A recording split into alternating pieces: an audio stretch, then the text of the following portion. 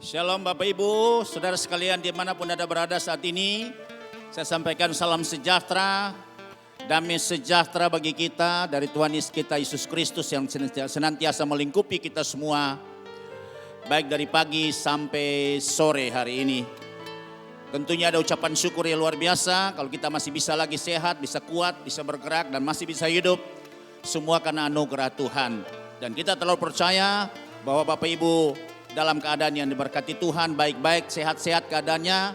Karena kita percaya juga bahwa Tuhan berjanji, Dia adalah Tuhan damai sejahtera. Yang akan menguduskan kita seluruhnya, baik roh kita, baik jiwa kita, bahkan tubuh kita terpelihara sempurna sampai Tuhan Yesus datang pada kali yang kedua. Saya percaya hari ini yang sakit pasti dikuatkan, disembuhkan, yang lemah dikuatkan, yang susah hati pasti dihiburkan, yang punya persoalan masalah, pergumulan Tuhan berikan jalan keluar, yang datang dengan beban berat Tuhan akan berikan kelegaan. Biarlah sukacita surgawi senantiasa melingkupi kita semua, sehingga kita menjadi orang yang merdeka, orang yang bebas, orang yang bisa mengikuti rencana Tuhan dan bisa menikmati semua berkat-berkat Tuhan, baik berkat rohani maupun berkat jasmani. Puji Tuhan, haleluya, sukacita. Baik Bapak Ibu, siap-siap semua untuk kita bisa mengikuti pelajaran kita yang minggu lalu dengan judul atau tema panggilan surgawi menjadi seorang prajurit. Ya, di mana kita tahu bahwa Tuhan panggil kita sebagai orang percaya ikut Yesus. Ada 3 karakter atau 3 figur yang harus terbentuk dalam kehidupan kita, dalam kehidupan kekristenan kita. Yang pertama adalah seorang prajurit, yang kedua adalah seorang olahragawan, dan yang ketiga adalah seorang petani. Dan kita sudah bahas 2 minggu berturut-turut yang lalu adalah bagaimana kita terpanggil dalam panggilan surgawi menjadi seorang olahragawan. Dan minggu yang lalu kita sudah masuk pada tema juga panggilan surgawi menjadi seorang prajurit. Dan hari ini subtitlenya atau subtemanya itu adalah sikap dan karakter seorang prajurit dari tema panggilan surgawi menjadi seorang prajurit.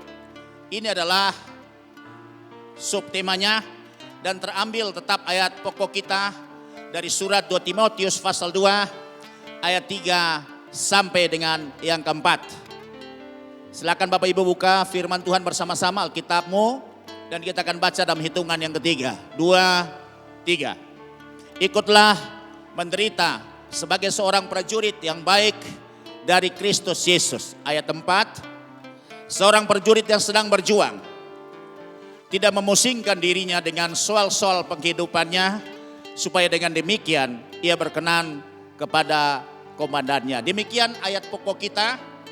Dan hari ini untuk subtemanya atau subtitlenya adalah bagaimana sikap dan karakter seorang prajurit untuk bisa dia layak dipanggil masuk di dalam kelompok pejuang-pejuang untuk bisa merebut kemenangan.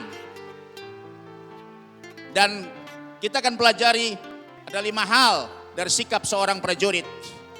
Dari sikap seorang prajurit ada 5 hal yang akan kita pelajari. Dan kita tahu bahwa semua orang percaya Yesus harus bersikap sebagai seorang prajurit. Dia memiliki sikap atau tentara atau pasukan, ya. Dan dalam hal ini bukan yang sekuler atau duniawi, tapi tentunya pasukan kerajaan sorga. Kita dipanggil untuk masuk dalam medan pertempuran, medan perjuangan kita. Memang perjuangan kita bukan melawan darah dan daging, tapi melawan diri sendiri, melawan ya roh-roh jahat di udara, penguasa-penguasa teritorial dan seterusnya. Kemudian komandan kita adalah Tuhan Yesus sendiri. Ya, jadi coba kita baca di dalam kitab Mazmur 103 ayat 21. Dikatakan di sini, pujilah Tuhan, hai segala tentaranya. Jadi Tuhan bilang kita, umatnya itu, bukan dia panggil sebagai umat saja, tapi dia memberi predikat adalah sebagai tentaranya. Hai pejabat-pejabatnya yang melakukan kehendaknya. Kemudian Tuhan itu baik pada perjanjian lama yang mereka kenal sebagai Yahweh Adonai Elohim itu, dia sebagai pahlawan atau panglima perangnya pasukan perang umatnya. Kemudian kalau pada perjanjian baru, itu Tuhan Yesus sendiri sebagai panglima perangnya. Nah, kita bisa lihat dalam Keluaran 15 ayat yang ketiga. Kita urut ayatnya pelan-pelan supaya kita bisa mengerti. Semua kita tampilkan ayatnya. Dan ditulis dalam kitab Keluaran pasal yang ke-15 ayat 3 bunyinya, Tuhan itu pahlawan perang. Haleluya. Tuhan itulah namanya. Ya, Tuhan itu bertindak sebagai pahlawan perang. Jadi dia perkasa pasti. Dia adalah satria, pejuang, tentara yang sungguh sangat berani. Jadi spirit itu diturunkan kepada semua umatnya dan juga sebagai pengikut-pengikutnya, kita sebagai juga prajurit-prajuritnya tentu memiliki jiwa roh kepahlawanan yang sama. Dan juga dalam kitab Nabi Sefanya ayat 3 dan 17, Tuhan Allahmu ada di antaramu sebagai pahlawan yang memberi apa? Kemenangan kepada siapa? Kepada kita pengikutnya, kepada kita umatnya. Ia bergirang karena engkau dengan sukacita, ia membaharui engkau dalam kasihnya, ia bersorak-sorak karena engkau dengan sorak-sorai. Jadi dari kedua ayat ini sudah memberikan kita pengertian bahwa Tuhan adalah panglima perang pahlawan yang gagah perkasa yang tidak pernah kalah. Sebab itu dia juga memimpin umatnya untuk menjadi prajurit-prajurit, menjadi pasukan Tuhan, menjadi tentara Tuhan yang selalu akan merebut kemenangan. Sebab minggu kemarin kita sudah belajar bahwa gereja yang dibangun oleh Tuhan itu gereja yang harus menang, bukan gereja yang kalah. Karena di atas batu karang Yesus Kristus, the rock itu, Tuhan dirikan jemaat, bahkan alam maut pun tidak akan bisa mengalahkannya, bisa berkuasa atasnya. Sehingga Tuhan katakan bahwa kunci kerajaan sorga juga diberikan kepada gereja Tuhan atau jemaat Tuhan. Dan apa yang kita ikat di bumi akan terikat di sorga, dan apa yang kita lepaskan di bumi akan terlepas di sorga. Puji Tuhan, betapa kuasanya luar biasa yang diberikan kepada kita sebagai umatnya. Dalam hal ini adalah sebagai jemaat Tuhan atau gereja Tuhan. Kita masuk pada poin yang kedua dari sikap seorang prajurit. Poin yang kedua dikatakan bahwa seorang prajurit atau anggota militer yang sering kita kenal di dalam kehidupan kita sekuler sehari-hari haruslah memiliki sikap militan. Sebab itu disebut dengan militer. Karena orang-orang yang memiliki sikap atau pribadi-pribadi yang memilitan. Dari kata militan itu memberikan banyak arti. Salah satu tetap bersemangat, tidak pernah loyo, tidak pernah tawar hati, tidak pernah kendor semangatnya. Seperti firman katakan, hendaklah di dalam Roma 12 ayat 11, rohmu bernyala-nyala dan selalu melayani Tuhan. Dalam situasi apapun kita tidak pernah bisa dipadamkan semangat kita, spirit kita sebagai spirit pejuang, seorang patriot untuk bisa berjuang terus melawan semua baik diri sendiri maupun juga tantangan-tantangan dari luar dengan semua godaan, tekanan, keinginan-keinginan yang dibangun oleh keinginan manusia. Itulah medan peperangan kita. Kedua, penuh gairah dan berhaluan keras, artinya tetap dia di atas ya, tidak di atas tidak pernah kompromi. Bukan keras dalam hal yang negatif, tapi keras dalam hal yang positif. Bahwa tidak ada kompromi dalam persoalan hal-hal yang salah adalah salah dan benar adalah benar. Kemudian tangguh menghadapi kesulitan. Maka saudara lihat latihan tentara aja tuh, waduh sulit banget saudara. Bahkan tentara-tentara khusus itu mereka lepaskan di hutan, kemudian dikasih bekal secukupnya, dan dia harus berjuang keluar dari hutan dengan keadaan yang selamat, tidak dibantu oleh apapun, dia harus berjuang secara survive di hutan itu. Dia melihat makanan apa sudah diajar, daun-daun seperti apa, buah seperti apa, ya akar-akar seperti apa, dia akan makan untuk memenuhi kebutuhan ya hidupnya, dan dia harus keluar sampai dia bisa ya bebas dari hutan rimba seperti itu. Makanya dia menjadi tangguh menghadapi kesulitan, dan dia tahan menderita. Dia tidak gampang kalah. Dia bukan baper saudara. Makanya jemaat ini harus memiliki sifat yang seperti ini, sikap yang seperti ini. Harus militan, karena kita ke depan ini menghadapi situasi bukan lebih baik lagi. Dunia bukan sebagai lebih baik lagi saudara. Dia semakin hari semakin sulit, semakin hari semakin susah, semakin hari semakin ya menekan kita. Ya kompetisi di bidang semua bidang itu akan terjadi sangat ketat. Dan tentunya kesulitan-kesulitan yang dihadapi, apalagi kita menghadapi sekarang dengan adanya COVID-19 ini, ya adanya social distancing, kemudian jaga jarak, PSBB dan seterusnya saudara. Kesulitan untuk berusaha, keterbatasan kita untuk bergerak, beraktivitas, ini juga menghambat juga. Dan ini menyangkut bagaimana membuat kita ya, harus mengkondisikan dalam satu kehidupan yang baru, new normal life. Dan kehidupan ini harus tangguh. Siapa yang kalah akan tergusur. Dan kemudian saudara, seorang pejuang atau prajurit pasti dia tahan sakit. Dia tidak cengeng. Dia pasti tahan sakit. Sakit terhadap luka. Karena pertempuran akibat cedera, ditembak, kena tembak, atau dia jatuh, atau dia terpotong dengan apapun cedera yang dihadapi di lapangan. Karena medan mereka juga sangat sulit dan menantang. Maka dia punya ketahanan yang luar biasa, sebut endure pain. Endure pain itu dari kata enduro, itu adalah dia tahan, tangguh menghadapi segala yang namanya rasa sakit. Ya, sebab itu inilah sikap dari seorang prajurit dan harus terbentuk di dalam sikap semua orang pengikut Kristus. Karena Tuhan bilang juga kita terpanggil sebagai prajurit, prajurit yang baik. A good soldier of Jesus Christ. Saya analogi tetap sama, memiliki pengertian yang sama.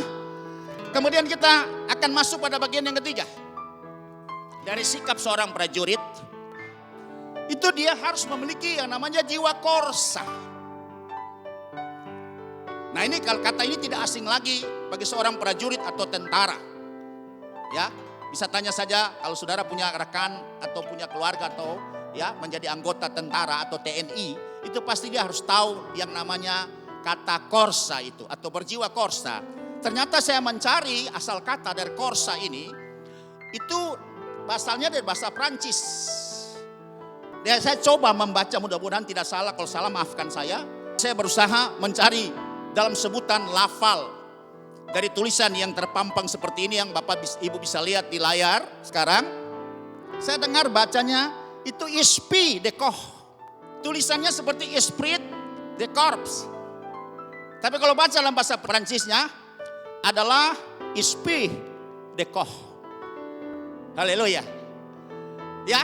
Nah, ada 6 poin dari arti daripada kata esprit de corps ini atau yang namanya spirit korsa atau berjiwa korsa. Saya catat di sini yang pertama adalah setia kawan. Kesetia kawanan ini penting sekali dan harus dibentuk ketika dilatih mereka sejak mereka mulai dalam pelatihan masuk dalam ketentaraan.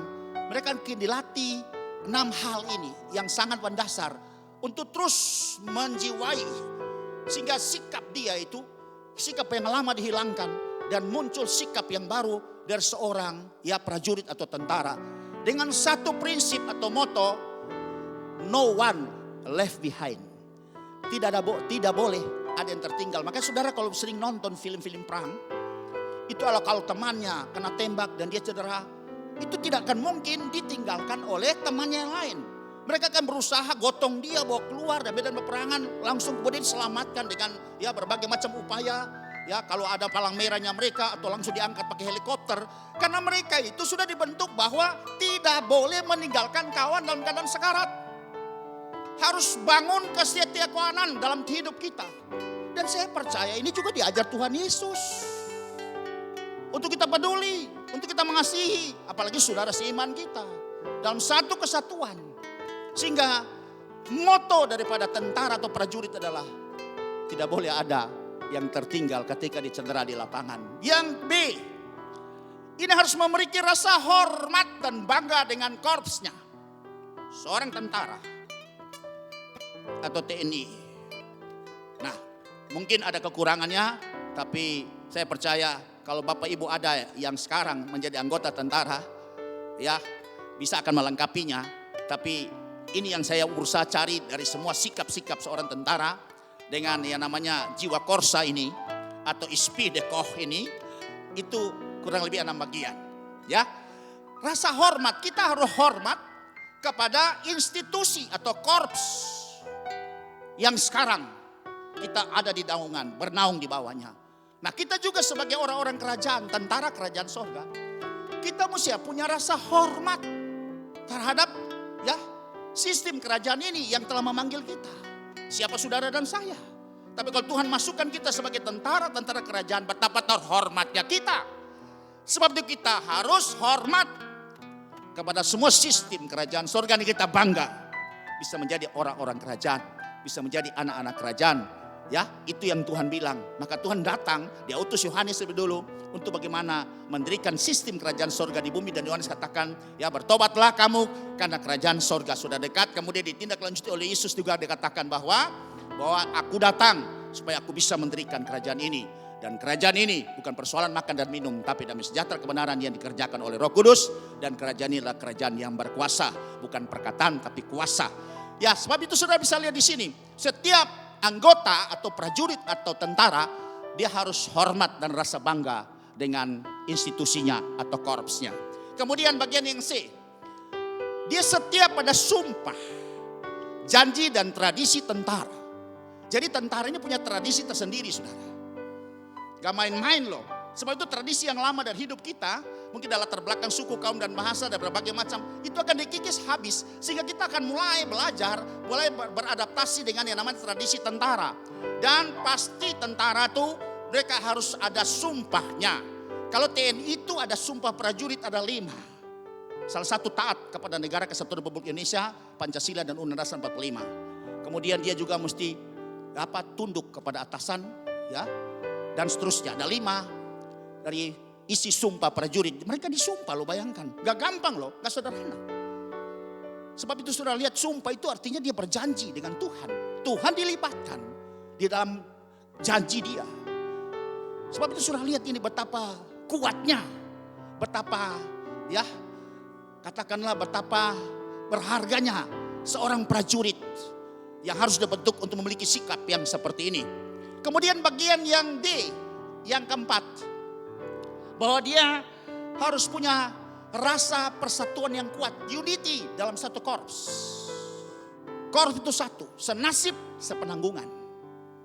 Itu harus terbentuk sama rasa, sama rata, sama-sama mengalami tantangan, sama-sama menikmati kemenangan. Haleluya saudara. Dan saya percaya ini juga Tuhan mengajar kepada kita juga. Itu Filipi 2 ayat 5 jelas. Hendaklah dalam hidupmu bersama, dalam satu sistem, dalam satu panggilan, dalam satu komunal itu. Hendaklah kamu, ini kata perintah dalahnya, dalam hidupmu bersama menaruh pikiran dan perasaan yang terdapat juga dalam Kristus Yesus. Ini kalau sudah lihat perikop di atas adalah supaya bersatu. Jemaat harus bersatu sebagaimana Kristus juga yang mengendaki ada persatuan di dalam jemaat. Lanjut, saya lanjut pada bagian berikutnya. Bagian yang E, kesamaan tujuan, rencana, dan sikap. Pasti kalau mereka sudah satu hati, pasti memiliki tujuan yang sama. Setiap kali perang, tentara punya satu moto, menang. Mati atau menang. Ya, makanya moto dulu pejuang-pejuang kita dalam rangka yang merebut kemerdekaan Indonesia itu adalah mati atau merdeka. Atau merdeka atau mati. Dan dia punya juga satu ya sikap bahwa kesamaan tujuan mati atau menang. Haleluya. Dan yang terakhir, ini penting sekali, hilangnya semua kepribadian dia.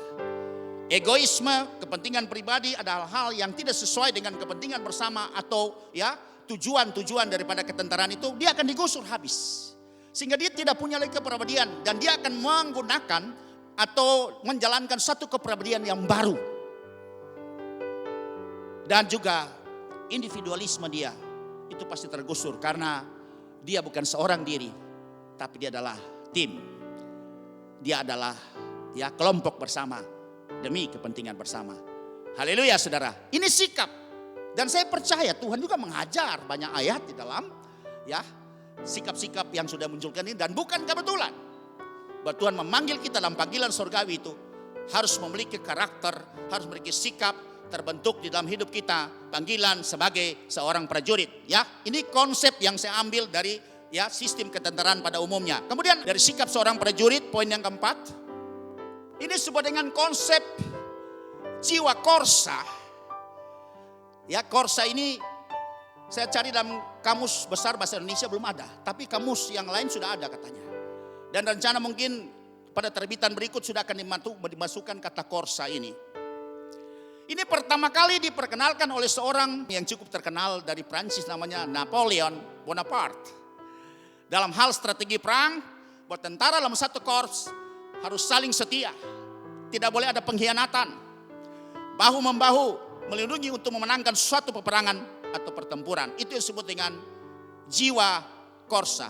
Kalau dulu ya di zaman Orde Baru, makanya belum ada pemisahan antara TNI dan Polri, itu semua masuk dalam kelompok disebut dengan ABRI, Angkatan Bersenjata Republik Indonesia. Itu kenal dengan Komando Satu Rasa. Namanya Komando Satu Rasa. Dan itu pasti yang disebut, yang kita kenal sekarang adalah korsa. Yang kelima, sikap seorang prajurit itu berarti dia tuh siap sedia dalam setiap waktu. Walaupun dia lagi cuti di rumahnya, tapi sewaktu-waktu bisa dia dipanggil kembali. Kalau negara dalam keadaan darurat, dalam keadaan ancaman, pasti pasukan terdekat di tempat di mana ancaman itu terjadi oleh separatis atau kelompok-kelompok yang ingin merongrong kedaulatan negara kita, maka yang pasti tentara yang di sana itu langsung yang lagi cuti, dia harus siap sedia untuk mulai kembali direkrut kembali untuk masuk dalam pertempuran mempertahankan negara kesatuan Republik Indonesia atau kedaulatan negara. Makanya kita harus merasa bahwa kita ada di dalam kapal perang, bukan di dalam kapal pesiar. Banyak sekali orang membawa umat ini ada di dalam kapal pesiar. Jadi dia tuan-tuan dan nyonya-nyonya, sehingga semua akan dilayani. Ya, karena duitnya dia bayar di kapal pesiar, maka dia jadi tuan dan raja di situ ya untuk dilayani. Padahal sebenarnya jemaat itu harus dibawa bahwa dia ada sekarang ada di dalam kapal perang walaupun tidak dalam pertempuran, tapi dia tetap siaga, siap sedia untuk sewaktu-waktu dapat serangan musuh, baik lewat udara, baik lewat kapal maupun lewat dari laut, misalnya torpedo di dalam dan seterusnya, saudara. Sehingga dia tetap siaga walaupun dalam keadaan tidak berperang, tapi dia harus merasa bahwa dia ada di kapal perang yang siap bertempur. Bukan sebaliknya jemaat kita bawa di dalam kapal pesiar untuk supaya menikmati pelayanan. Jangan terbalik, saudara. Kita dipanggil bukan untuk dilayani, tapi kita dipanggil untuk melayani. Ya, konsep Alkitabiah jangan diputar, saudara. Saya harus bicara terus terang karena banyak sekali konsep Alkitab ini sudah berubah. Jemaat jadi tuan, dilayani bukan untuk melayani. Haleluya. Tadi sikap dari seorang prajurit itu ada 5 poin yang harus terbentuk dan setiap pribadi, setiap kita yang mengikuti Yesus. Dan kita akan masuk pada bagian yang B adalah karakter seorang prajurit. Karakter seorang prajurit di sini. Saya catat, saya dapat pengertian dari Tuhan ada 7 hal. Tapi kita nggak bahas semua hari ini. Tapi kalau Tuhan kehendaki kita akan lanjutkan pada minggu-minggu yang akan datang. Ada 7 karakter yang harus terbentuk dalam setiap prajurit-prajurit, baik tentara, ya, tentara-tentara nasional maupun juga tentara kerajaan Kristus. Haleluya. Di sini 1, setia hingga akhir dalam perjuangan. Maka saudara bisa lihat itu di mana-mana, di kantor-kantor Kodim atau di kantor batalion di mana saja, itu biasa ada kata-kata jargon seperti ini. Tulisannya itu biasanya kuning pakai huruf balak cetak besar dan backgroundnya biasa hijau. Biasanya ada tulisan setia hingga akhir perjuangan. Kemudian kedua, teguh pada panggilan. Nah, saya pernah lihat di satu tempat, di salah satu markas tentara batalion, itu di dinding pagarnya mereka tulisan, jika tulisan kapital besar begini, dia tulis ragu-ragu lebih baik kembali. Nah, ini karakter seorang ya prajurit atau tentara, nggak boleh ragu-ragu dengan panggilannya. Kemudian berikut lagi, yang ketiga, loyal kepada atasan atau komandan. Loyal itu patuh, tunduk, dan taat. Sebab persoalan tentara, itu dia harus mesti paham untuk dilatih dia mengerti otoritas di atasnya. Karena ketaatan, ketundukan daripada seorang prajurit kepada komandannya, itu adalah segala kalanya dalam dunia militer. Tidak boleh ada perbantahan, tidak boleh ada pemberontakan atau perlawanan. Itulah karakter yang harus dibentuk oleh seorang prajurit atau tentara, bahwa tunduk kepada otoritas yang di atasnya itu adalah segala-galanya. Dan yang berikut, bahwa seorang prajurit tidak pernah menerima saran dari komandan. Komandan tidak pernah memberi saran. Komandan hanya memberi perintah. Dan perintah itu harus dilaksanakan. Maka setiap kali perintah disampaikan, prajurit yang menerima perintah itu dengan sikap siap, kemudian dia akan menjawab, siapa? Siapa? Karena artinya dia siap untuk melaksanakan tanpa pertimbangan apapun. Itulah tunduk absolut kepada perintah atasan. Dan ini harus terbentuk dalam karakter daripada seorang prajurit. Sama saya percaya, kita sebagai prajurit Kristus juga, kita harus memiliki karakter yang sama seperti ini. Harus tunduk kepada orang yang Tuhan percayakan di atas kita, yang mementorin kita. Entah dia sebagai orang yang dituakan dalam hal rohani, atau dalam pengalaman hal yang lain, atau kita mungkin di kantor juga, kita harus belajar tunduk. Apapun, walaupun dia rewel, dia selalu mungkin katakanlah selalu ya bikin masalah dengan kita. Tapi ketika Tuhan taruh kita di tempat itu bukan kebetulan. Sebab segala sesuatu yang terjadi dalam hidup kita, perhatikan, itu bukan kebetulan. Itu pasti providensinya Tuhan. Untuk apa? Untuk belajar ketundukan. Kalau kita sudah sampai tunduk, saya percaya pasti Tuhan akan selesaikan persoalanmu dengan pemimpinmu.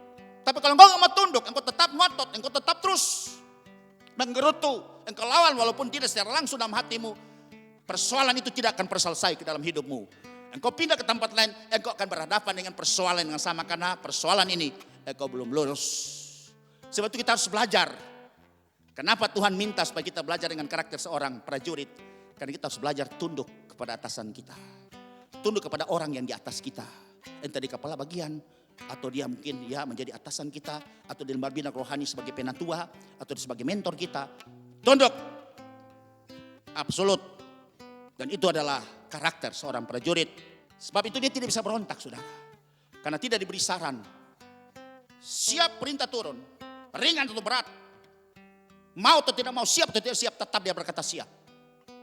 Dia mikir nanti analisa belakangan. Dan dia tidak pernah tolak. Karena itu bukan saran. Sebab itu Tuhan juga dalam hal memberikan ya perintah-perintahnya. Itu ada perintah Tuhan. Dan perintah itu tidak bisa ditolak. 10 perintah Tuhan. Di 10 commandment, itu 10 perintah. Yang itu harus tidak bisa dilangkahi. Kalau dilangkahi pasti ada sanksinya. Ada ganjarannya, ada hukumannya, dan Tuhan berikan perintah. Maka dalam perjanjian juga, dalam Alkitab kalau kita belajar ada 6 bagian. Bagian yang pertama adalah nubuatan atau prophecy. Bagian yang kedua adalah message from God atau pesan dari Allah. Bagian yang ketiga adalah janji yang Allah. Bagian yang keempat adalah hukum-hukum Tuhan, the law of God. Bagian yang berikut adalah ketetapan-ketetapan Tuhan. Dan yang terakhir adalah perintah. Nah, bagian ini perintah tidak bisa tidak dilaksanakan. Kalau kita tidak laksanakan, berarti pasti menjadi persoalan besar kalau kita sebagai prajurit pengikut Kristus. Nah, ini sekadar untuk saya jelaskan. Makanya harus betul-betul loyal, patuh. Yang keempat, seorang prajurit itu sudah pasti rela menyerahkan nyawa. Ya, dia pejuang itu kalau dalam pertempuran dikirim, itu sudah katakanlah baik keluarga. Makanya kau sudah lihat perpisahan mereka diutus atau ya ke tempat-tempat medan pertempuran itu untuk membela ya kesatuan kedaulatan kita terganggu seperti di Papua sana atau dulu di Aceh dan seterusnya, saudara. Atau mereka sebagai tentara untuk membantu perdamaian di perserikatan bangsa-bangsa, itu pasti mereka resikonya mati, saudara. Makanya keluarga lepas dengan harapan bisa kembali, tapi kadang-kadang cuma nama yang pulang. Orangnya secara fisik tidak pulang lagi. Karena kalau kita masuk dalam ketentaraan atau menjadi prajurit Kristus pun, itu pasti Tuhan bilang rela menyerahkan nyawa. Lanjut, bagian yang kelima. Dia adalah pembela yang benar, mempertahankan kedaulatan dengan keutuhan negara dan kerajaan. Keenam, hidup bukan untuk dirinya sendiri lagi. tapi untuk panggilannya. Makanya tentara tidak pernah ada kata tidak mau. Tetap siapa? Siapa? 7. Tidak pernah mundur dan menyerah. Itu semboyan daripada seorang tentara dalam perjuangan. Never give up. Tidak pernah mundur dan tidak pernah menyerah. Sampai mencapai kemenangan. Kalau tidak, mati. Dan kalau mereka mati, mereka akan mati sebagai pahlawan. Mereka akan dihargai. Diupacarakan pemakamannya dengan penghormatan tertinggi. Begitu juga kalau kita dalam perjuangan ini mati, kita juga dihargai sebagai martirnya Tuhan. Haleluya. Tidak ada kata mundur, kecuali atas komando daripada markas pusat atau atas komando daripada komandan. Mereka mundur dalam rangka bukan lari, tapi mengatur strategi karena mungkin melihat kemampuan lawan itu tidak sebanding dengan kemampuan mereka. Baru dia bisa mundur, tapi bukan atas inisiatif sendiri. Tolong perhatikan. Dia mundur karena memang atas instruksi atau perintah dari atasnya. Baik dari markas besar atau komandan yang memimpin mereka bertempur. Haleluya. Sebab itu inilah yang menjadi bagian daripada karakter seorang prajurit. Dan hari ini kesempatan berbahagia ini kita akan mulai membahas bagian-bagian yang pertama dan kedua. Yang lalu kita sudah bahas bagian yang pertama, tapi dalam versi yang lain. Dan hari ini kita lihat dalam versi yang tersendiri lagi. Yang satu, karakter seorang prajurit, bahwa dia harus setia hingga akhir dalam perjuangan. Dan kita sudah tahu, kemarin kita sudah baca Wahyu 17 ayat 14. Tapi hari ini kita akan lihat di Wahyu pasal 2 ayat yang ke-10. Ini pesan Tuhan kepada 7 jemaat. Dan salah satu adalah jemaat Smyrna. Karena jemaat Smyrna ini jemaat yang paling menderita selama 10 kekaisaran Romawi sesudah Tuhan Yesus naik ke sorga. Dan Tuhan tulis kepada khusus jemaat Smyrna. Dari 7 jemaat ini ada pesan-pesan yang spesifik. Sebab itu dikatakan dalam Wahyu 2 ayat 10. Jangan takut terhadap apa yang harus engkau derita. Wah, berarti jemaat ini menderita. Sesuai dengan namanya Smyrna itu. Smyrna itu dari Mur. Jadi menderita. Mur itu memang betul-betul pahit keadaannya. Dan Smyrna ini kota tua. Ada di Turki yang sekarang kita kenal kota modern disebut Izmir.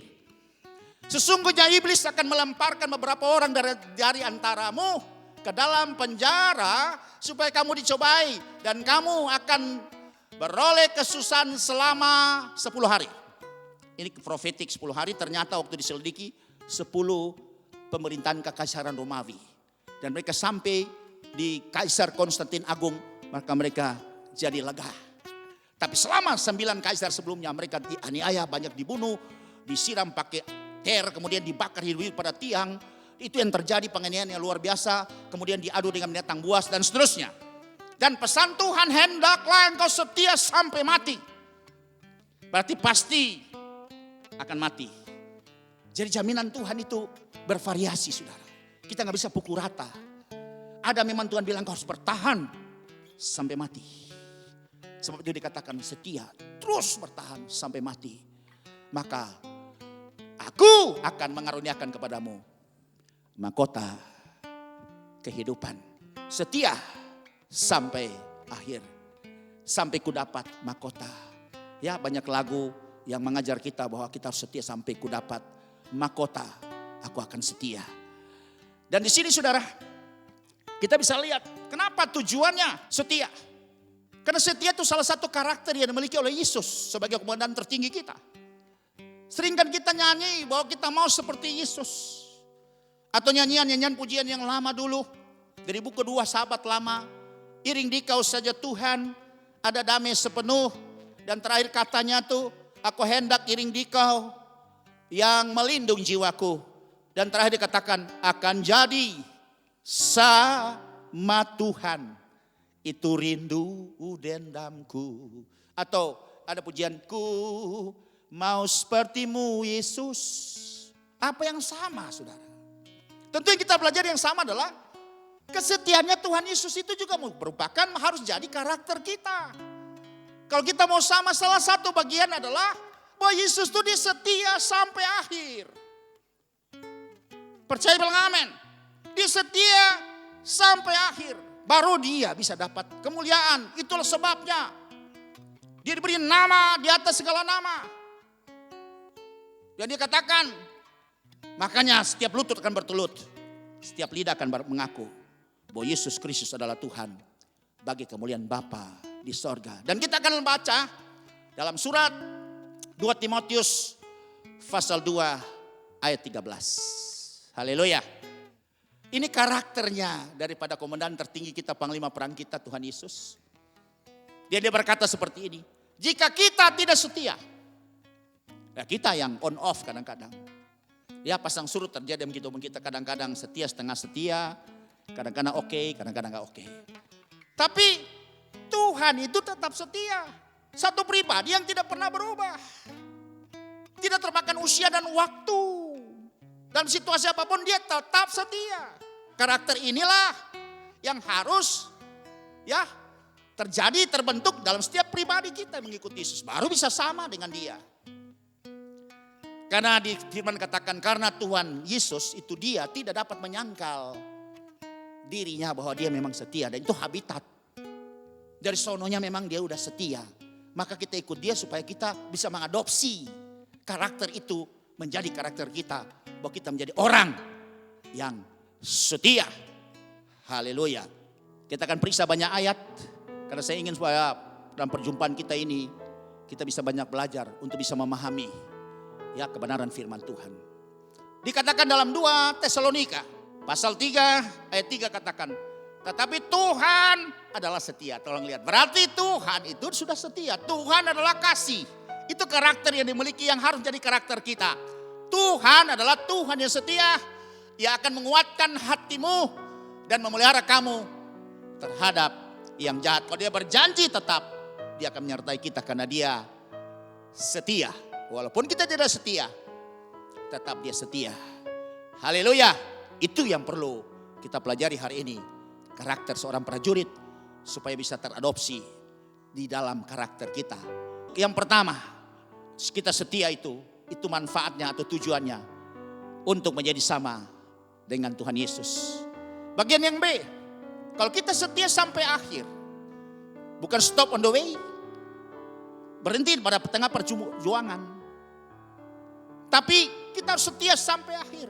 Kalau bertanding sampai garis akhir, sampai finish line. Kalau berjuang sampai memperoleh kemenangan, baru kita akan diberikan mahkota kehidupan. Saya kasih komentar sedikit. Kalau kita dipanggil, banyak sekali, maaf kata, jangan sampai pendeta jadi preman. Tapi kalau kita dipanggil biar preman yang jadi pendeta. Haleluya. Demikian bunyi firman Tuhan. Wahyu pasal 2 ayat 10. Jangan takut terhadap apa yang harus engkau derita. Oh berarti panggilan menderita. Maka Tuhan bilang gak usah takut. Sesungguhnya iblis akan melemparkan beberapa orang dari antaramu ke dalam penjara supaya kamu dicobai. Dan kamu akan beroleh kesusahan selama 10 hari. Ini kepada jemaat di Smyrna. Dari salah satu dari 7 jemaat. Yang Tuhan sampaikan di kitab Wahyu pasal 2 dan pasal 3. Dan ada kata perintahnya di sini. Hendaklah engkau setia sampai mati. Dan aku akan mengaruniakan kepadamu mahkota kehidupan. Jadi setia sampai akhirnya. Kalau sampai akhirnya perjuangan kita selesai, sudah memperoleh kemenangan, kalau kita hidup, puji Tuhan. Dapat mahkota juga. Tapi kalau kita mati, juga dapat mahkota. Yang sama tidak berbeda dengan yang hidup. Bukan kita yang mati kalah, sama-sama dihargai sebagai pejuang, sebagai pahlawan-pahlawan, dan dapat penghormatan tertinggi. Kalau kita berjuang di dalam kebenaran, kita sebagai pahlawan iman atau mati sebagai martir. Bagian yang C berikut. Kalau kita setia sampai akhir, apa berkatnya saudara? Ini berkatnya, tujuannya. Ya, kita akan hidup, nanti sesudah mati kita akan dihidupkan kembali. Dan kita akan memerintah bersama dengan Yesus dalam kerajaan 1000 tahun damai. Haleluya, ini berkatnya luar biasa saudara. Hidup kita terbatas saudara. 70 tahun, kalau kuat 80, tapi selebihnya adalah penderitaan yang kita hadapi. Makanya jangan lagi kita terlalu fokus ya prioritas hidup yang sekarang ini. Tetap mau tidak mau kita tetap akan menjalani hidup ini dan tidak bisa kembali lagi. Dan semakin hari usia kita bertambah, dan semakin hari semakin lusur, dan semakin hari semakin ya menuju kepada yang namanya kematian. Tapi ada satu pengharapan, kalau kita hidup bersama dengan Tuhan, setia sampai pada akhirnya, ketika Tuhan datang kembali pada kali yang kedua di awan-awan, kita akan hidup kembali dan kita akan memerintah bersama-sama dengan Yesus. Luar biasa saudara. Kita sebagai imam dan raja. Dan itu tertulis dalam surat 2 Timotius pasal 2 ayat yang ke-11 sampai ayat yang ke-12. Ini berkat yang luar biasa. Benarlah perkataan ini. Jika kita mati dengan dia, kita pun akan hidup dengan dia. Percaya bilang amin. Ayat 12. Jika kita bertekun, kita pun akan ikut memerintah dengan dia. Jika kita menyangkal dia, dia pun akan menyangkal kita. Selesai saudara.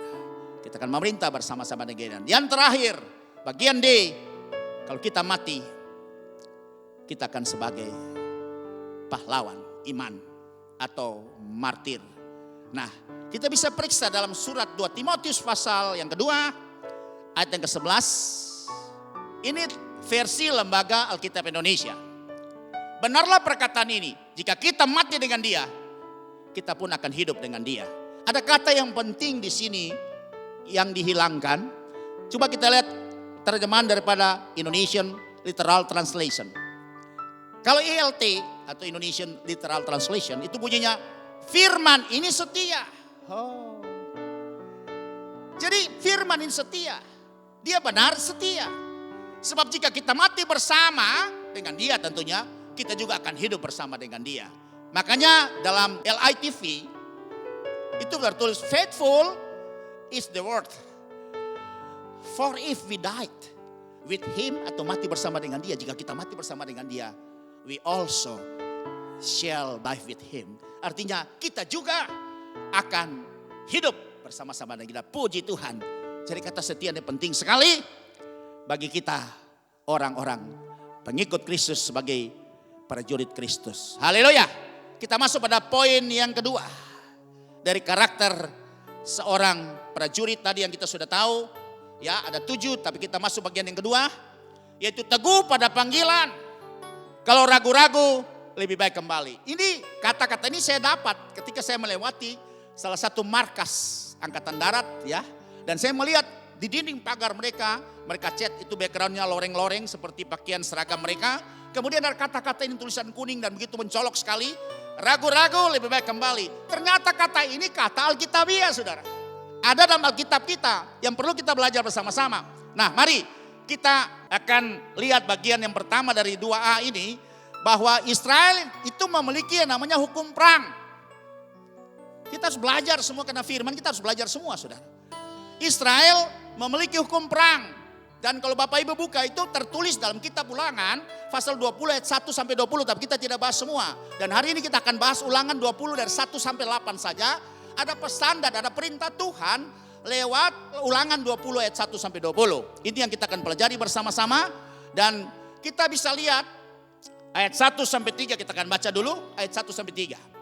Apabila engkau keluar berperang melawan musuhmu dan engkau melihat kuda dan kereta, yakni tentara lebih banyak daripadamu, maka janganlah engkau takut kepadanya. Sebab Tuhan Allahmu yang telah menuntun engkau keluar dari tanah Mesir menyertai engkau. Perlu digarisbawahi, Tuhan menyertai kita. Seperti kita gak usah kecut hati, kita jangan tawar hati. Karena hidup ini juga ada peperangan, hidup ada pergumulan. Kalau kita tetap terus ada dalam rencana Tuhan, gak usah takut. Tuhan tidak bilang kita tidak menghadapi persoalan masalah peperangan. Semakin peperangan semakin hari semakin besar. Peperangan semakin hari semakin dahsyat saudara. Semakin luar biasa. Tapi jangan kecut, jangan takut. Tuhan bilang kepada Israel, gak usah takut. Karena aku menyertai engkau. Haleluya. Itu ayat yang pertama. Ayat 2 dari Ulangan 20. Apabila kamu menghadapi pertempuran, maka seorang imam harus tampil ke depan dan berbicara kepada rakyat. Wow, kalau dulu tuh fungsi imam itu sangat dominan sekali saudara. Karena Israel diperintah dengan 2 cara.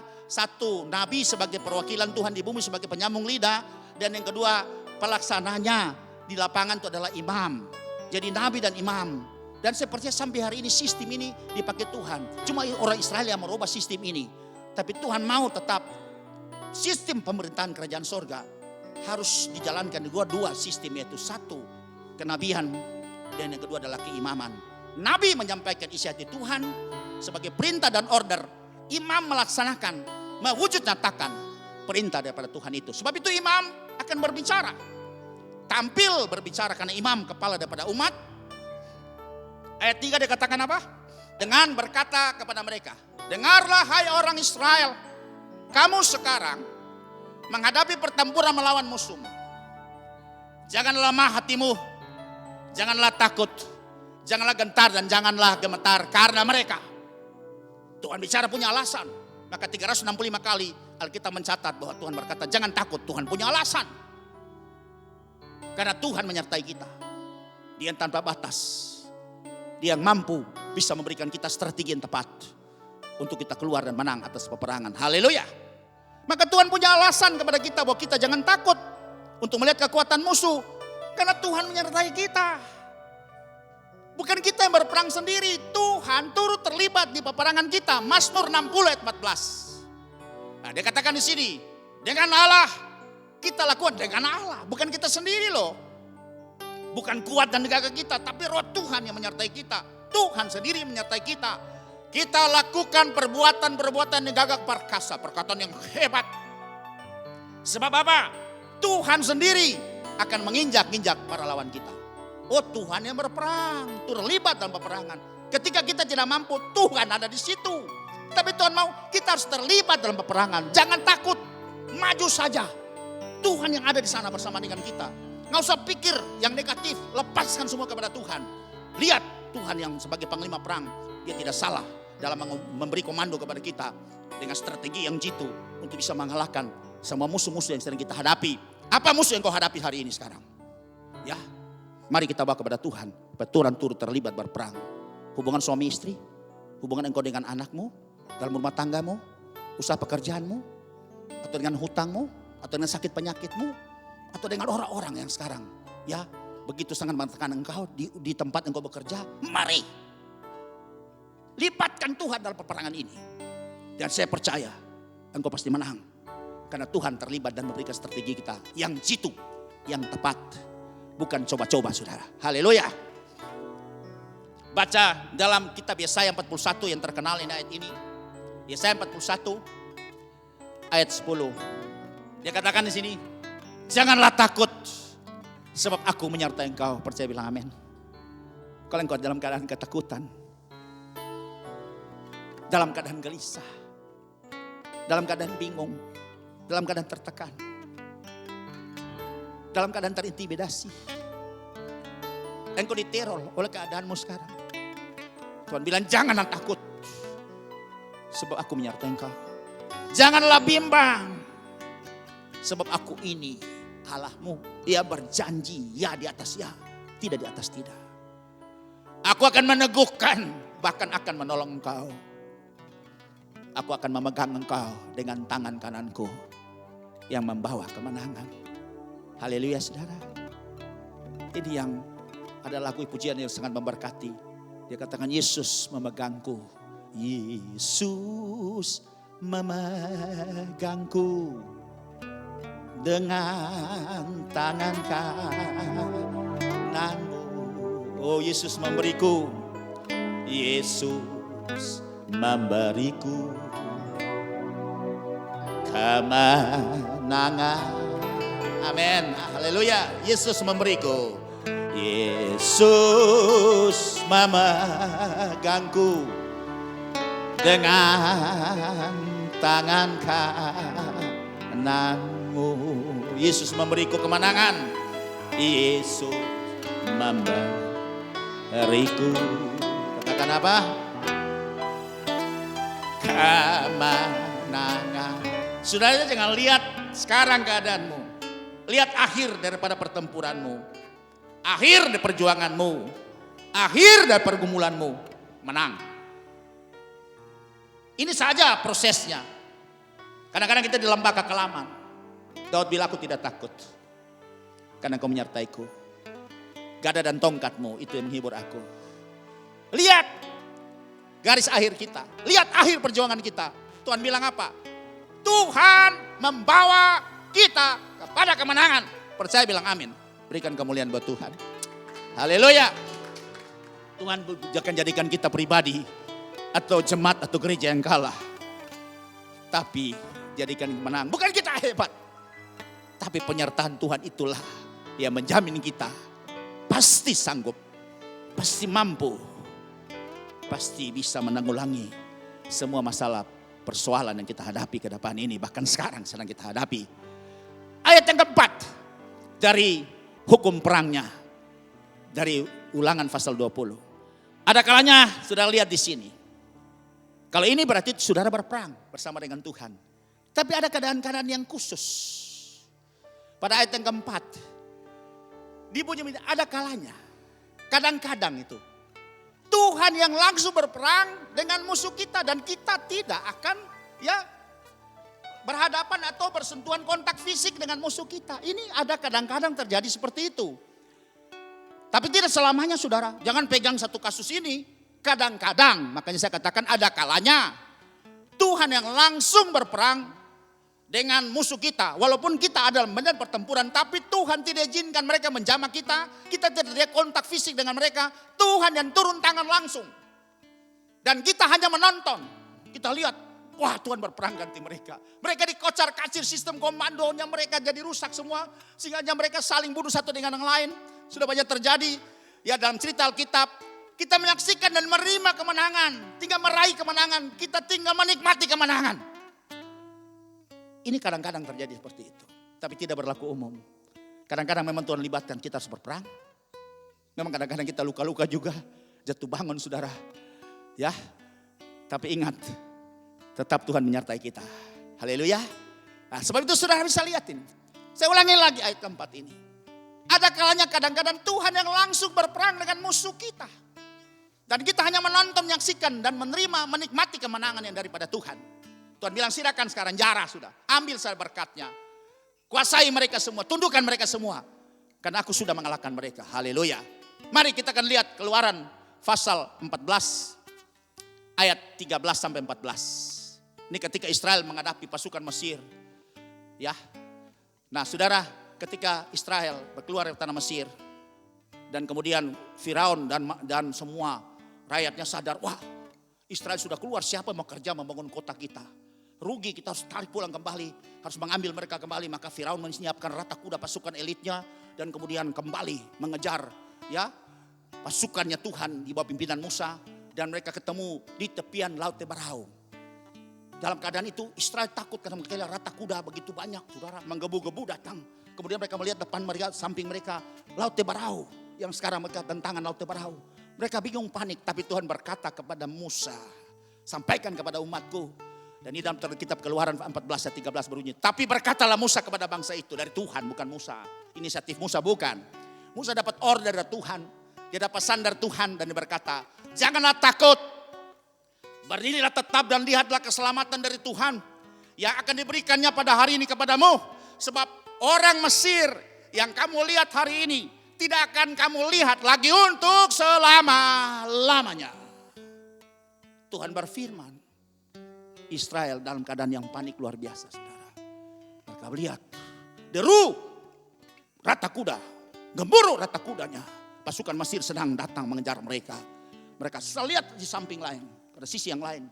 Laut tentangan Laut Tebarau. Siapa yang bisa menyeberangkan mereka? Ya, biar kapal sekarang, kapal Fini semua kita kerahkan. Tidak mampu akan menyeberangkan orang sebanyak 3,5 juta orang sekaligus saudara. Tapi mereka punya Tuhan. Ada tiang awan, tiang api menyertai mereka. Mereka harus lihat bahwa Tuhan ada di situ. Semakin dekat rata kuda. Tiang awan berpindah. Yang tadi depan pasukan, depannya umat Tuhan. Dia berpindah, dia ada tengah-tengah antara ya pasukannya Mesir dengan orang Israel saudara. Dan Tuhan dengan kuasanya menahan lajunya rata kuda. Jadi kalau saudara lihat seperti di slow motion gitu. Mereka maju tapi gak maju-maju saudara. Tapi bergerak seperti itu karena Tuhan ada tengah-tengah. Sehingga mereka tidak bisa langsung mendekati ya umatnya Israel. Dan dia katakan pada ayat yang ke-14. Ayat yang paling luar biasa. Tuhan akan berperang untuk kamu. Dan kamu akan diam saja. Ini yang saya bilang. Keadaan-keadaan yang ya tertentu, yang khusus ada kalanya kadang-kadang. Tapi tidak berlaku seterusnya saudara. Kadang-kadang kita terlibat dalam peperangan itu harus kontak ya fisik. Kalau sini ada kontak roh. Tapi kadang-kadang Tuhan yang mengambil alih langsung. Kita hanya nonton, melihat, dan kita kagum-kagum terpesona sehingga kita akan bilang, ku kagum hormat akan Engkau Tuhan. Karena kemenangan yang peroleh itu betul-betul ya yang datang mutlak daripada Tuhan. Tuhan tahu kemampuan Israel, baru keluar belum ada kemampuan apa-apa untuk berperang lawan Mesir yang begitu sangat ya elit pasukannya, begitu sangat canggih, dia begitu terlatih sekali. Ya di zaman itu nggak mungkin mereka bisa akan mengalahkan Mesir, sebab itu Tuhan sendiri yang berperang lawan pasukannya Mesir di bawah pimpinannya Firaun sebagai rajanya mereka. Nah, sebab itu sudah bisa lihat di sini. Itu contoh kita bisa lihat di dalam kitab Keluaran. Ini ada 2 contoh yang saya tampilkan di sini, saudara. Pertama, keadaan yang sangat khusus ini. Israel pernah mengalami ini. Kadang-kadang mereka berperang kontak fisik, tapi yang untuk khususnya mereka berperang lawan Firaun dengan pasukannya, itu mereka tidak berkontak fisik. Tuhan yang turun tangan langsung. Karena Tuhan berjanji bahwa kamu diam saja dan aku akan berperang ganti kamu. Itu yang pertama contoh. Israel berhadapan dengan pasukan Mesir di Laut Teberau. Keluaran 14 ayat 23 sampai 25 kita akan baca. Mari semua semangat bisa mengikuti terus. Orang Mesir mengejar dan menyusul mereka. Segala kuda Firaun, keretanya dan orangnya yang berkuda. Sampai ke tengah-tengah laut. Sudah tahu ceritanya, pasti di sekolah minggu sudah tahu. Ketika menjelang subuh, Tuhan bilang, Musa, apa di tanganmu? Tongkat, pukul laut itu. Dan kemudian laut terbelah dengan mujizat Tuhan yang luar biasa, yang sangat fenomenal, saudara. Kemudian laut jadi kering, jadi jalan terus tembus ke sebelah. Dan luar biasa, sangat fantastik. Karena apa? Dindingnya itu dari air, saudara. Wow, sudah lihat itu. Temboknya, bandungannya tuh air. Mungkin kalau saya di sana saya main air dulu tuh, masukin tangan, tarik keluar. Karena dindingnya air loh, bukan tembok loh, bukan bendungan, saudara. Ya, bukan dia bangun great wall atau retaining wall, tapi ini air loh. Seperti apa? Saya percaya karena Tuhan yang berfirman. Haleluya, saudara. Maka jalan kering, saudara, seperti itu. Dari Akaba Yordan sampai Nueba itu terjadi seperti itu. Ya, wow, luar biasa terjadi. Kemudian di sini kita baca ayat selanjutnya pada ayat yang ke-24. Dan pada waktu jaga pagi, Tuhan yang di dalam tiang api dan awan itu memandang kepada tentara orang Mesir. Tuhan lihat, lalu dikacaukannya tentara orang Mesir itu. Jadi Israel lari terbirit-birit ketakutan. Bangsa budak, saudara, kita maklumi. Ya, dia belum mampu berperang lawan sekelas pasukannya Mesir. Itu tentara kuat di zaman itu karena Mesir lambang dunia waktu itu, dia berpenguasa dunia. Tuhan tahu kemampuan kita. Kita tidak berdaya. Kuasanya jadi sempurna dalam kita. Ada lagu yang berkata seperti itu. Saudara dengar baik ini. Waktu memandang kepada tentara Mesir, lalu dikacaukannya tentara orang Mesir itu. Ayat 25. Ia membuat roda keretanya berjalan miring. Dia diseret, saudara. Seperti ada yang nahan itu. Karena Tuhan yang sudah turun tangan. Dan maju dengan berat. Jadi kayak slow motion itu. Ya, kalau sudah bisa lihat itu, maju tapi nggak sampai gitu loh. Kemudian akhirnya orang Mesir sadar. Mereka sadar, waduh, balik sudah nih. Apa yang mereka katakan? Pemimpin perangnya Firaun terlibat di situ, saudara. Sehingga orang Mesir berkata, marilah kita lari meninggalkan orang Israel. Sebab Tuhanlah yang berperang untuk mereka melawan Mesir. Berikan kemuliaan buat Tuhan. Tuhan yang berperang. Israel tidak terlibat dalam peperangan ini. Karena Tuhan tahu kemampuan Israel. Israel sangat rapuh. Sangat tidak berpengalaman dalam persoalan ini. Demikian kita juga. Tuhan tahu persis ukuran daripada tiap-tiap kita. Kalau kita belum mampu, Tuhan bisa ambil alih peperangan kita. Bisa ambil pergumulan kita. Bisa ambil persoalan kita. Percaya bilang amin, saudara. Jangan pernah kau ragu. Tuhan bisa lakukan buat orang Mesir. Tuhan bisa lakukan juga buat musuh-musuh kita. Buat persoalan pergumulan kita. Kalau Tuhan bisa lakukan membela umat Israel, Tuhan juga yang sama bisa juga membela kita. Haleluya. Haleluya. Ini contoh yang pertama. Dan contoh yang kedua, ketika Raja Yosafat, Raja Yehuda, kerajaan kecil, dia diancam karena ada 3 bangsa yang menyatu, satu di Moab, Amon, dan orang-orang Meunim atau orang-orang pegunungan Seir. Yosafat jadi takut karena 3 bangsa yang bersatu ini siap menyerang. Sekarang sudah maju menyerang dan ingin bertempur melawan Yosafat dan umatnya. atau kerajaan Yehuda yang kecil. Dan itu ditulis dalam surat 2 Tawarik pasal yang ke-20 ayat 15 sampai 17. Mari kita akan baca di sana. Dan cerita ini sudah tidak asing lagi, kan sering dibawa dalam bentuk khotbah dan versi yang berbagai macam versi oleh tiap hamba Tuhan.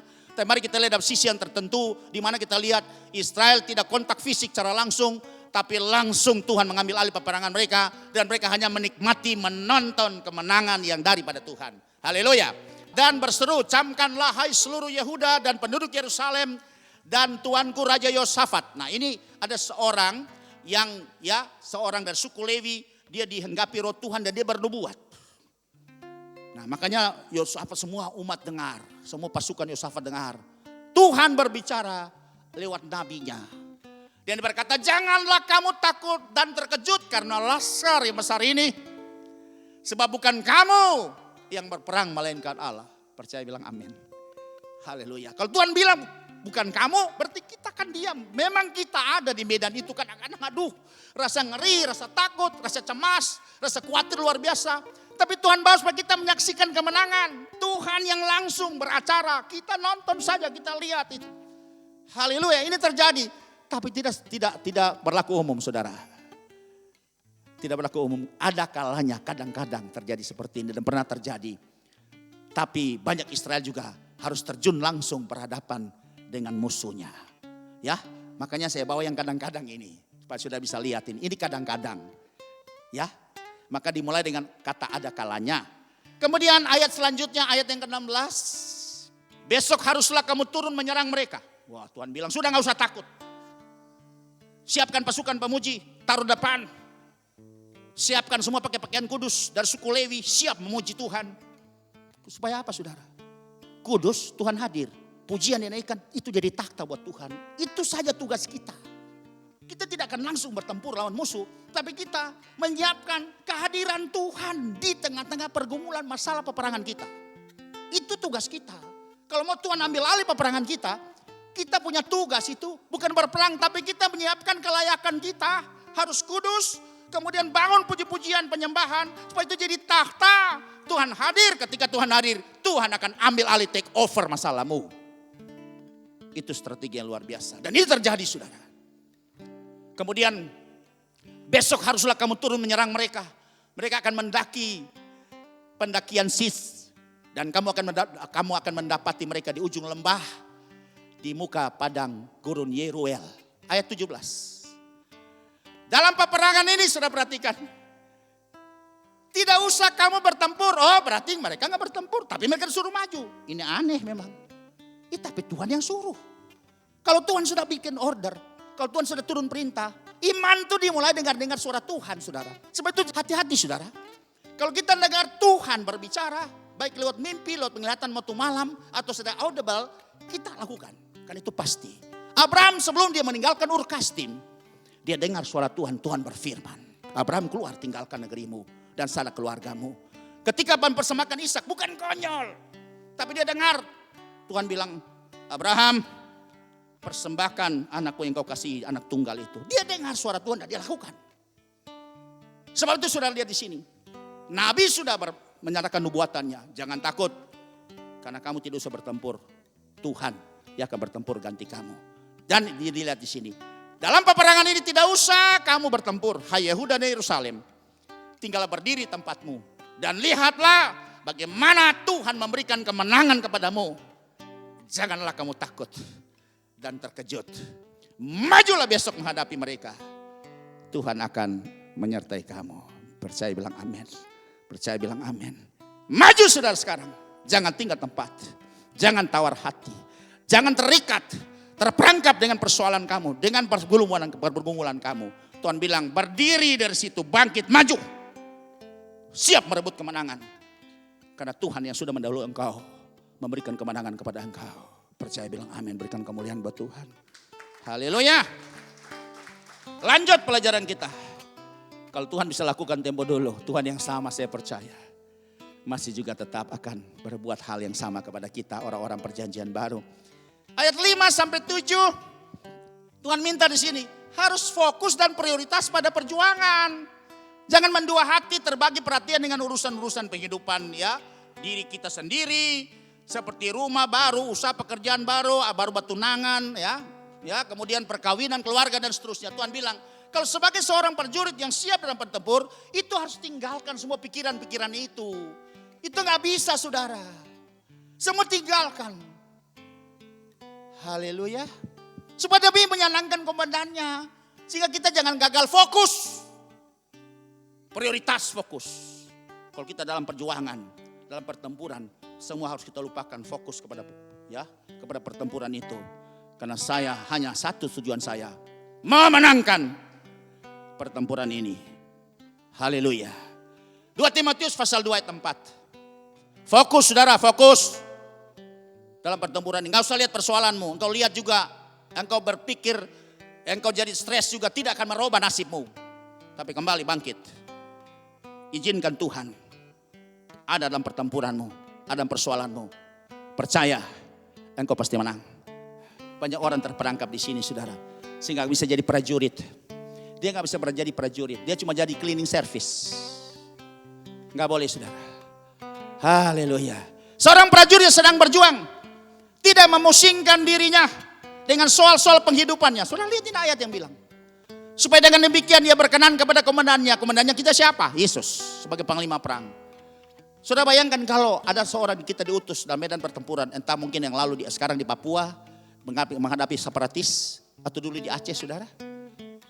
Dalam pertempuran, apa dia mikir di rumah? Demi penghidupan bagaimana ya, istri saya lagi hamil tua, bagaimana anak saya lagi sakit, bagaimana mertua saya, bagaimana makan minum mereka. Saudara nggak usah mikir itu. Kalau negara yang tugaskan kita, kalau kerajaan surga tugaskan kita, itu persoalan yang kita tinggalkan, itu urusannya mereka, amin. Itu urusannya Tuhan, Tuhan ngutus kita, Tuhan yang akan menjamin mereka, percaya bilang amin. Kalau seorang tentara diutus oleh negara, negara yang menjamin keluarganya, negara yang menjamin semua penghidupannya. Kita tinggal fokus terhadap peperangan supaya kita bisa memperoleh kemenangan. Haleluya. Haleluya. Haleluya. Kalau saudara baca di dalam hukum perang, orang seperti ini tidak layak ikut dalam peperangan karena akan mempengaruhi semangat tim, kekuatan grup atau korps dan kemampuan pasukan untuk meraih kemenangan. Nggak boleh ada orang seperti ini. Karena ya sudah tidak punya motivasi yang kuat lagi. Sebab itu di sini saudara bisa lihat ayat ini berkata kalau orang seperti ini pada ayat 8 coba. Di hukum perang bilang apa saudara? Dari Ulangan pasal 20 ayat yang ke-8. Saudara perhatikan sini. Lagi para pengatur pasukan itu harus berbicara kepada tentara demikian. Siapa takut dalam hati, ia boleh pergi dan pulang ke rumahnya. Ngomong di rumah aja, ngedot di rumahnya. Supaya hati saudara-saudaranya jangan tawar seperti hatinya. Kalau dia udah tawar hati gak kuat, pulang. Gak usah ikut bertempur. Dia tidak layak untuk bertempur. Ini secara pasukan sekuler duniawi saja. Mereka punya prinsip seperti ini. Dan prinsip ini juga Tuhan taruh kepada pasukannya Tuhan. Kepada pasukannya yaitu Israel. Kalau ada yang tawar hati takut, pulang saja lebih baik. Daripada diikut. Dan dia bisa membuat kelemahan, membuat semua kemampuan pasukan, motivasi pasukan itu menjadi lemah. Haleluya. Haleluya. Ada contoh yang kedua saudara. Gideon bin Yoas waktu menghadapi serangan daripada raja-raja Midian itu Sheba dan Salmunah. Itu tertulis dalam Hakim-Hakim 7 ayat yang pertama sampai 7. Ini dua contoh saudara lihat ini. Ini penting. Adapun Yerubbaal, nama lain Gideon, yaitu Gideon bangun pagi-pagi dan segala rakyat yang bersama-sama dengannya lalu mereka berkemah dekat mata air Harod. Perkemahan orang Midian itu ada di sebelah utaranya dekat Bukit More di lembah. Ayat 2. Berfirmanlah Tuhan kepada Gideon, terlalu banyak rakyat yang bersama-sama dengan engkau itu daripada yang kukehendaki untuk menyerahkan orang Midian ke dalam tangan mereka. Jangan-jangan orang Israel memegahkan diri terhadap aku sambil berkata tanganku sendirilah yang menyelamatkan aku. Ayat 3. Maka sekarang serukanlah kepada rakyat itu demikian. Siapa yang takut dan gentar, biarlah ia pulang. Enyah, wah ini Tuhan usir keras, kalau kata Enyah itu usir keras loh. Dari pegunungan Gilead, lalu pulanglah 22.000 orang dari rakyat itu dan tinggallah 10.000 orang. Yang ngikut tuh 32.000 orang loh. Tapi Tuhan tahu ini banyak ini. Bali lain tuh cuma ikut-ikutan karena gengsi. Nanti orang bilang saya apa kalau saya nggak ngikut. Kadang-kadang nggak serius, nggak fokus dan dia nggak kuat. Cuma karena tenggang rasa jangan sampai dia dilecehkan, dia ngikut aja. Dan Tuhan tahu setiap hati. Kita pun begitu saudara. Kadang-kadang perjuangan cuma ikut-ikutan karena orang lain sudah lakukan itu ya sudah saya ikut aja. Daripada orang bilang apa saudara. Tapi secara tulus kita tidak punya hati sungguh-sungguh untuk bisa terlibat dalam peperangan ini. Maka Tuhan bilang pulang. Tadi karena hukum perang itu ayat 8 bilang pulang. Kalau tawar pulang, takut pulang. Sebab jangan mengganggu kekuatan tim. Jangan mengganggu kekuatan korps untuk merebut kemenangan. Maka Tuhan bilang pulang. Dan pulang itu 22.000 orang. Waduh banyak juga saudara. Lanjut ayat yang keempat. Tapi Tuhan berfirman kepada Gideon, masih terlalu banyak rakyat. Suruhlah mereka turun minum air, maka aku akan menyaring mereka bagimu di sana. Siapa yang kau firmankan kepadamu, inilah engkau yang akan pergi bersama-sama dengan engkau. Dialah yang akan pergi bersama-sama dengan engkau. Tapi barang siapa yang kufirmankan kepadamu, inilah orang yang tidak akan pergi bersama-sama dengan engkau. Dialah yang tidak akan pergi. Jadi Tuhan bilang nanti bawa mereka yang 10.000 ini, 22.000 pulang kan, tinggal 10 bawa. Ya, mereka sudah ini orang pemberani, oke sudah siap untuk menyerahkan nyawa, siap masuk dalam medan pertempuran. Tapi Tuhan harus lihat juga, orang-orang ini bisa dikendalikan enggak? Bisa tunduk kepada komando atau tidak? Atau mereka nanti akhirnya tidak bisa terkendali. Tidak bisa dikuasai, itu bahaya sekali dalam peperangan kalau dia tidak bisa tunduk dalam satu komando. Maka Tuhan bilang, nanti aku buat mereka haus, kemudian suruh mereka minum, baru kita akan seleksi mereka di sana. Ayat yang kelima. Lalu Gideon menyuruh rakyat itu turun minum air. Dan berfirmanlah Tuhan kepadanya, barang siapa yang menghirup air dengan lidahnya seperti anjing menjilat langsung nyemplung kepalanya ke dalam air. Haruslah kau kumpulkan tersendiri, demikian juga semua orang yang berlutut. Ya, menguasai diri dia berlutut, kemudian dia ciduk untuk dengan tangannya lalu minum, itu kau pisah sendiri. Ayat 6. Jumlah orang yang menghirup dengan membawa tangannya ke mulutnya, itu ada 300 orang. Tetapi yang lain dari rakyat itu semuanya berlutut, minum air langsung kepalanya, ya langsung nyelam ke alam air seperti anjing saudara. Itu kau pisahkan. Ternyata 9.700 itu seperti anjing minumnya. Dan 300 yang bisa menguasai, dia berlutut, dia ambil tangan ciduk pakai tangannya. Dan tangannya bawa ke mulut saudara. Itu yang Tuhan bilang 300 orang. Ambil 300 orang. Ayat lanjut saudara. Lalu berfirmanlah Tuhan kepada Gideon, dengan 300 orang yang menghirup itu akan kuselamatkan kamu. Aku akan menyerahkan orang Midian ke dalam tanganmu, tetapi yang lain dari rakyat itu semuanya boleh pergi pulang. Masing-masing ke tempat kediamannya. Haleluya saudara. Haleluya. Singkat cerita, kemenangan diperoleh. Pada pasal 8 ayat yang ke-10. Dengan 300 orang dibagi 3 regu. 100 saudara. Mereka bawa ya sangkakala, mereka bawa buyung kosong yang di dalamnya ada suluh. Kemudian sampai pada saatnya mereka tunggu komando. Kalau Gideon berkata sekarang bersuara, mereka tiup sangkakala. Kemudian mereka katakan demi pedangnya Tuhan dan demi Gideon, maka mereka akan merebut kemenangan. Haleluya. Saudara perhatikan pasal 8 ayat 10. Sementara itu Sheba dan Salmuna, ini raja-raja orang Midian, ada di Karkor bersama-sama dengan tentara mereka. Kira-kira 15.000 orang banyaknya. Yakni semua orang yang masih hidup. Dan seluruh tentara yang orang-orang dari sebelah timur. Banyaknya yang tewas. Ada 120.000 orang yang bersenjatakan pedang. Bayangin saudara. Gideon 300 orang. Lawan 120 orang lebih. 120.000 orang lebih. Yang mati itu 120, tapi yang di atas itu masih ada 15.000 lagi saudara. Haleluya saudara. Sebab itu hari ini kita pakai matematika. Matematikanya Tuhan atau matematikanya sorga. 300 pasukan Israel ditambah dengan Tuhan bisa melawan 2 raja Midian dengan pasukan lebih besar daripada 120.000 orang. Dan hasilnya Israel menang. Bilang amin. Haleluya. Ini terjadi saudara. Memang bagi Tuhan tidak ada yang mustahil. Haleluya. Saudara lihat matematikanya. 300 pasukan. Lawan ditambah dengan Tuhan menyertai mereka. Lawan 2 raja Midian. Dengan pasukan mereka di atas 125 orang pasukan. Dan 300 ini mengalahkan mereka. Kenapa? Karena Tuhan menyertai. Sebab itu saudara lihat di sini. Kalau ini bisa terjadi tempo dulu, saya percaya sekarang bisa. Apa peperangan hari ini? Bisa terjadi saudara. Percaya bilang amin. Tuhan yang sama. Kalau kita mengerti maknanya, kita mengerti kuasanya kehadiran Tuhan di dalam persoalan kita, maka kita akan memperoleh kemenangan. Percaya bilang amin. Sebab bagi Allah tidak ada yang mustahil. All things are possible. Bagi Allah tidak ada yang mustahil. Kalau Tuhan sudah perintah, maju pasukanku, maju. Haleluya. Haleluya. Akhirnya saudara, berjuanglah.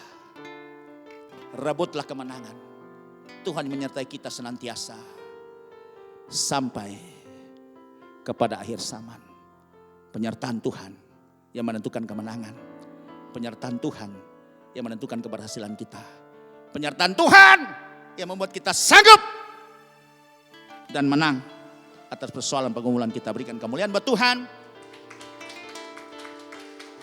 Amin. Berbahagialah setiap orang yang mengenal firman Tuhan, memeliharanya dan melakukannya.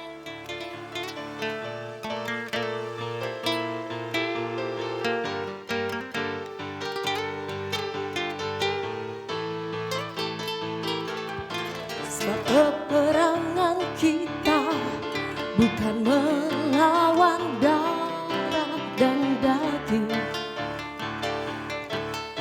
Sebab peperangan kita melawan roh-roh jahat di udara. Kenakanlah senjata